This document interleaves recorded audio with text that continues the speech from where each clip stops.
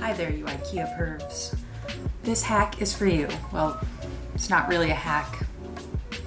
It's not very original. It's very popular, which is why I'm doing it. No, but really, IKEA stuff is really easy to work with.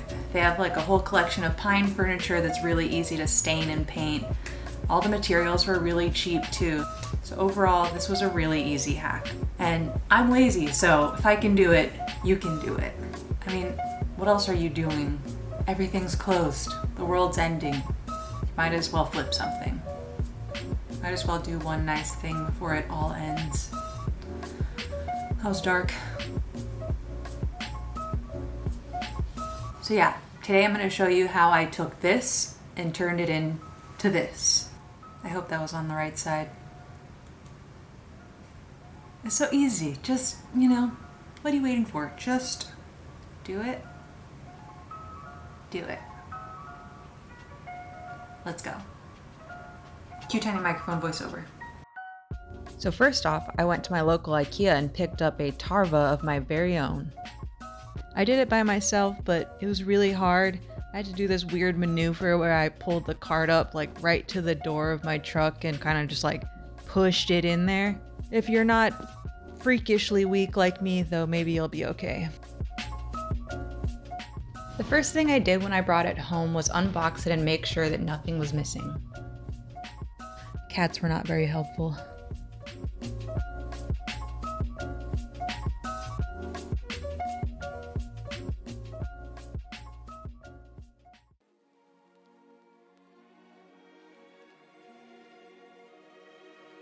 Before beginning, you need to stir the stain to make sure that everything is combined. I started off by using the brush and then wiping it. Then I really quickly realized that I felt like it was wasting product, kind of just like slathering it on, and just dipping the sponge in there a little bit worked way better.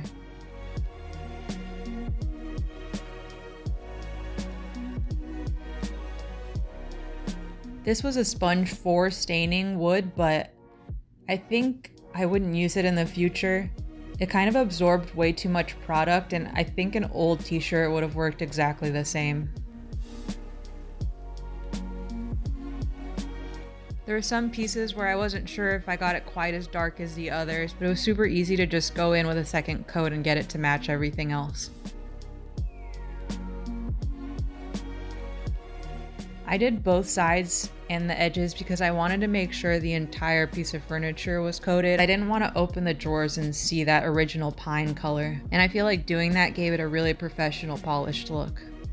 I just repeated the same process in all the different boards.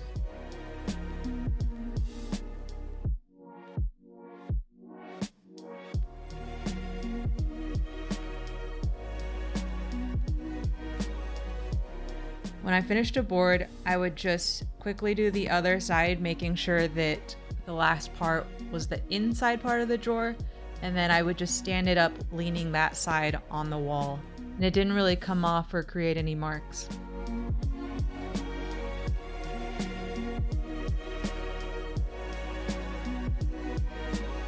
I also decided not to use a top coat because I like the rustic look.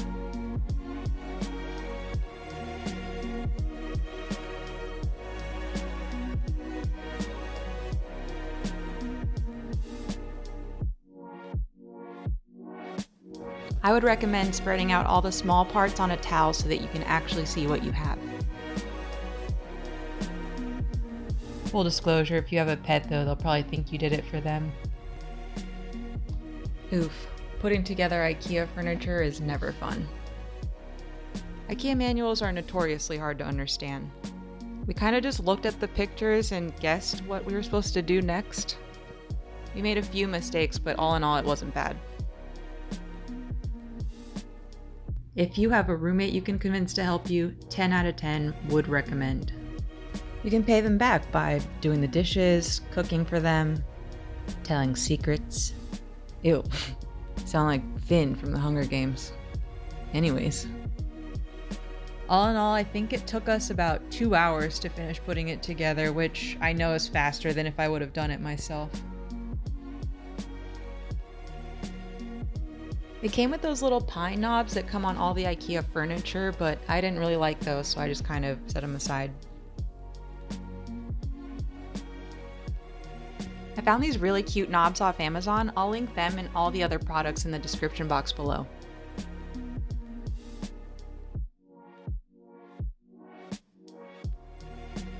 At first I tried using a screwdriver, and then I realized it was easier to just kind of like use my hands and then go in the back and tighten them up.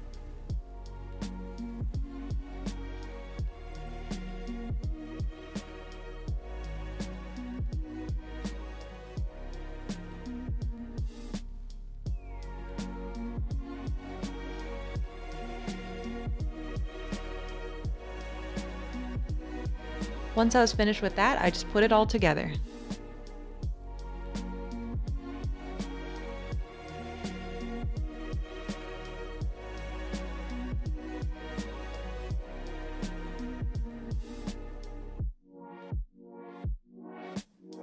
The drawers are a little tricky. You have to make sure that those wheels align just right.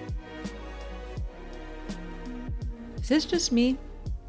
Am I an idiot?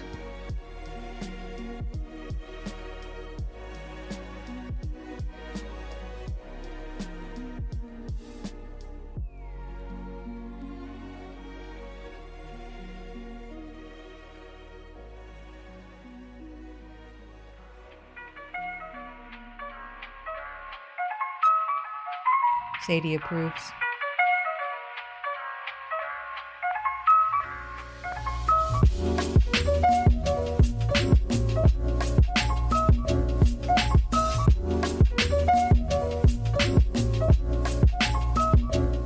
I think this turned out really cool, and I hope it inspired some of you guys to do a project like this too.